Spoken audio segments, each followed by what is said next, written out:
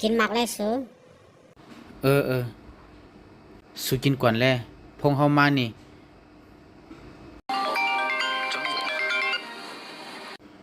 ฮัลโหลปีเคอมือปอกอันตั้งห้องเมื่อมากินข้าวในก่อมมาโอ้ยก็หอมแรงว่ามันคาไลหมายพงเมื่อใครฮู้จักมื้อไหนว่าเฮ้ยปีเคอเฮาเลยตั้งมันในก่อมยามกับ10กันเย่าก่อมยามหันกันก็ว่าแต้มหนูเย่าว่าเปิ้นนี่ก็ขย้อนเป็นโอ้ยก็กันขนาดก้อยเออ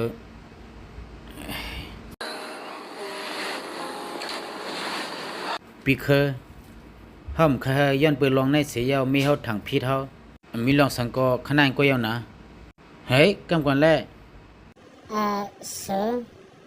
อย่าเปิ้นมีลองอย่าเตยเฮ้ยมันจังแต่มีลองอีสังเมื่อวันนั้นมันห้องเฮากินข้าวแลห้อมเลยกว่าปอยก็มันลาดว่าติกับ10ปันโอ้ยก็มันให้เฮาฮู้จัก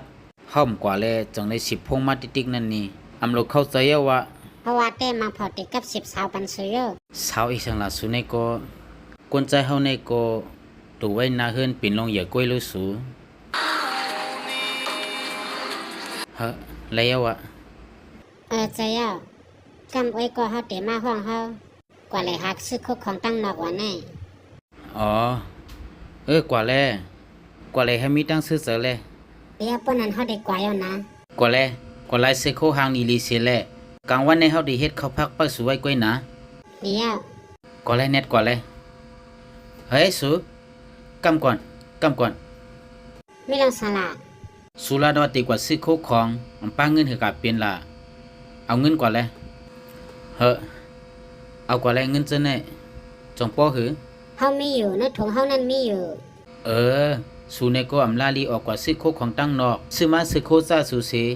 เลยให้มีตั้งซื้อเสอเลยน่ะเฮามีอยู่ว่าสูมีก็เอากว่าละมีแต่ในถุงเฮาเอากว่าเลยน่ะเฮาได้กว่าลายโคก่อนเลยให้มีตั้งซื้อกำปอเฮาบอกมาเฮาได้มาเฮ็ดหมอใหม่เปิ้นสูไว้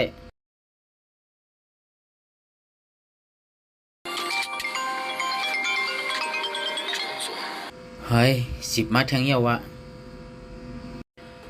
ฮัลโหลปีเคอเฮ้ยเต้ก็หมอกน้ำว่าง่ายเต้รู้เมื่อไงมัน10พงมาใครห้องลิงเข้ามาเนี่ยว่าเฮ้ยกินข้าวอีสังหลับปีเคอเขาในกลมหุดจักมันก็บ่ลาดมันเยาว่าเดี๋ยวหมายพงมาส่งปันมันไหนเมื่อก็ต้วยหน้าตาเกาอินแลกำปอมัน10มาฮับเสเลน่าฮัลโหลปีเคอเฮ็ดไหนแลปีเคอเอาไม้พงมาก็ส่งปันมันแลกับได้ส่งมันปีเคอก้อยในก็ยาวนะเฮ้ยในก็ยาวอยู่แน่สะบ่ฮู้อยู่ว่าเขามีนาเฮือนเยาตึกติกใครห้องก็กว่ากินข้าวเฮ็ดสังนักนากลมฮู้เยาว่าปีเคอก็ลายสะบ่มลาดในมันให้มันเสียงเสยเหมีข้าวยามก็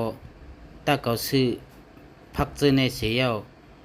มือเฮ็ดหมอใหม่ปองเมเกาละ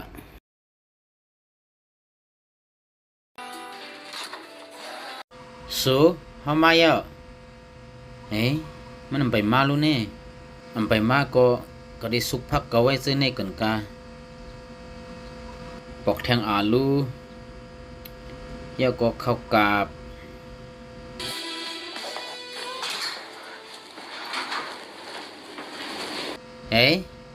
สูปองมาแล้วเนี่ย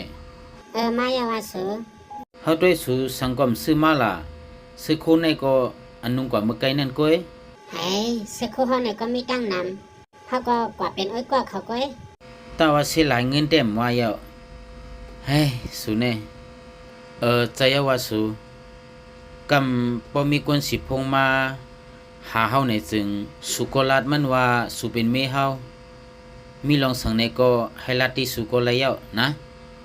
หาสูเป็นสังเลสำเร็จ10พงมาที่เฮาสุยาปีเนี่ยถามเยาว่ามื้อในเฮาเฮ็ดกินหม้อใหม่พักในก็เฮาบ่สุกเข้มเรียบเยาปานนั้นเฮาได้กว่าสุกมื้อก่อน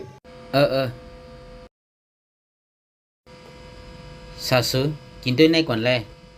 กินน้ำนะ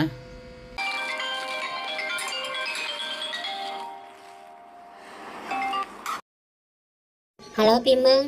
เฮาเป็นอ้อยก็ปีเคอมื้อนี้การคำจังกัน มากินข้าวจ้ำกันนะ อ๋อเฮาเป็นมีมันเฮาได้ถามปันติมันก้อยนะ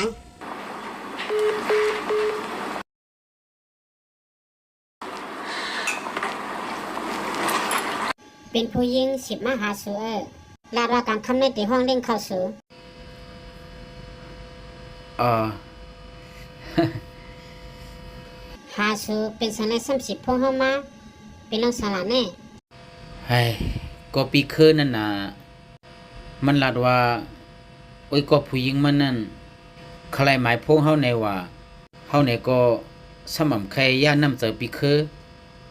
เฮาในก็จังเลยเอาไม้พงสู่ปันเขากว่า เฮาเลยถ่อมเสียงเขาทางได้ตึกเด็กก็เลขหานี่หางงามอยู่สมและใจห้าง เฮ้ยแค่ห้างดีก็ริมห้างดีก็เย้าๆว่าเฮาเป็นผู้ชายก้อนหนึ่งรัดซื่อๆเฮามีน้ำเจอจึงไหนย้อนว่าเฮาแค่หน้าเฮือนเฮาเตียกยายสู่ในก็ด้วยถึงหน้าเฮือนเฮามาอยู่กูข้าวยามเย้าก็มีปันลูกเฮาแทงสองก้อลักเหลี่ยมแลดเชียวปอยก็สวมยามเฮ็ดให้เฮาสลัมสิปอกทีนี้เจอเฮาแต้สู่ห้างดีเลเซปืนเย้าว่าภายในก็ติขี้เข่งอำไลปอยก็เฮาดีกว่าเฮ็ดคือมีข้าวยามดัดดอกก้นต่างก้อล่ะมีข้าวยามก็ตาเฮาจอยสู่เหตุการณ์หน้าเฮือนเฮ็ดเขาพักซื่อแน่จอยสุลาปอยก็เฮาให้ปีเมืองลาดมันเหี่ยวเฮาสองก็เอากันมาเพราะมี20ปีเหี่ยวมันฮู้อยู่ว่าเฮามีนาเฮินไปย้อนหมายพงเฮาเทียงไปสิพงมาจึงในลองตั้งมันก็เจียงเลี้ยงดีเหี่ยวภายในก้อมเจอลูกอ่อนเฮาในก้อมเคยเฮ็ดมื้อนังอำฮู้อำหันจึงนั้นกวนใจเฮาในลูกไล่ไว้นาเฮินเป็นรองเยอะเหี่ยวก็ไว้มีตูเจ้าเก่าเป็นรองเยอะอำเจอเนสูเฮามีหางดีจึงไหนเหี่ยวก็มีลูกสองก้อนนาลีฮักแทงเฮาลูกไล่ด้วยถึงลี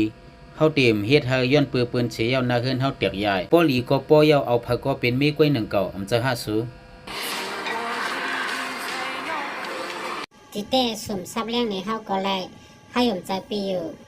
อันเฮาลานในสุในก็สุเต็มไล่วนนำเต็มไล่คำใจป้อสุมีตั้งซื้อเฮาในก็มีตั้งซื้อนั่นน่ะเฮาในก็อำเจอมาอ่อนรู้